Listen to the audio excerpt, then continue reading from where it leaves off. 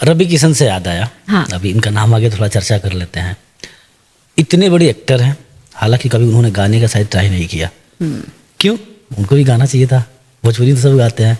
क्या लगा होगा आपको, मतलब आप अपना एक्सपीरियंस बताइए। भोजपुरी इंडस्ट्री में वन एंड ओनली अगर कोई एक्टर है, Ravi Kishan, one and only Ravi Kishan है। दूसरा अच्छा, दूसरा अगर पूछे तो व्यवहार में आपको कहना चाहूँगी, मैंने मनोज तिवारी भैया के साथ बहुत सारे शोज किए हैं। उनके साथ मैं जब भी शोज में गई हूँ,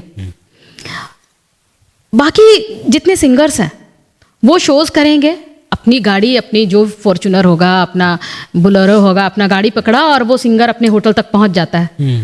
एक वन एंड ओनली एक मनोज तिवारी हैं जो अपनी सिंगर का हाथ पकड़कर अपनी गाड़ी में बिठाते हैं, वो पब्लिक के भरोसे नहीं छोड़ते हैं और उससे अपनी जिम्मेदारी मानकर उसे मतलब जहां वो ठहरी है वहां तक पहुंचाते हैं। और मनोज भैया रियल में एक अच्छे इंसान भी हैं, जिनको पता है कि